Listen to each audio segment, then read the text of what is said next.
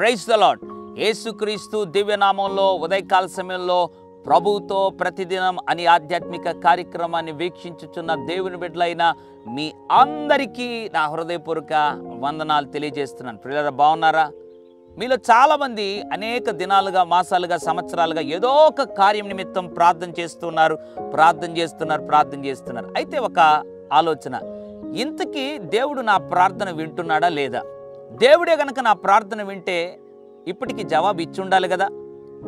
దేవుడు వినలేదేమో అని రకరకాలుగా సందేహాలు హృదయంలో మెదులుతున్నాయి కదా.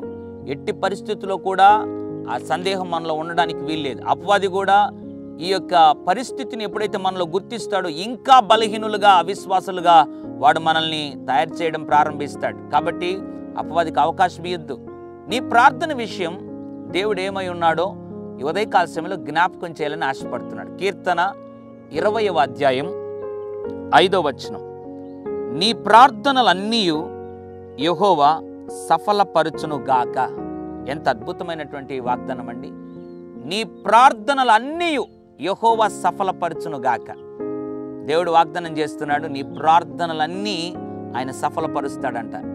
1-2 ప్రార్థనలు కాదు, ఇంతవరకు ఏదైతే విశ్వాసంతో నువ్వు ప్రార్థన చేస్తూ వచ్చావో ఆ ప్రార్థనలన్నిటినీ దేవుడు సఫలపరచబోతున్నాడు. కాబట్టి ప్రార్థన చేయి, ఇంకా ప్రార్థన చేయి. ఒకవేళ జవాబు ఈరోజే రాకపోయినా, రేపు రాకపోయినా, అతి త్వరలో దేవుడు జవాబు ఇవ్వబోతున్నాడు.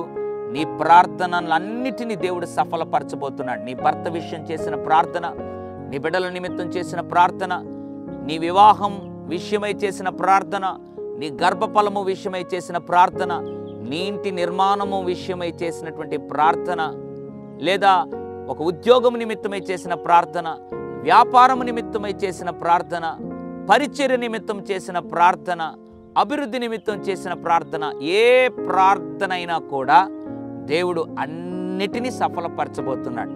కాబట్టి దేవుడు వింటున్నాడా లేదా అన్నటువంటి సందేహాన్ని విడిచిపెట్టి ప్రార్థనలు దేవుడు సఫలపరుస్తాడు అన్న విశ్వాసంతో ప్రార్థించేవాడుగా నువ్వు ఉండిపోగలిగితే, లేదా ప్రార్థించేదానివిగా నువ్వు ఉంటే ఖచ్చితంగా నీ ప్రార్థనలన్నిటినీ దేవుడు సఫలపరిచి నిన్ను దీవించి నువ్వు అడిగినవన్నీ కూడా ఆయన ఇవ్వగలడు. పరిశుద్ధుడా, ప్రేమగల తండ్రి, నీకు వందనాలు. కీర్తన 20వ అధ్యాయం 5వ వచనం ప్రకారంగా నీ ప్రార్థనలన్నీ యెహోవా సఫలపరచును గాక అన్న వాగ్దానాన్ని బట్టి ఉదయకాల సమయంలో మాతో మాట్లాడినందుకు స్తోత్రం.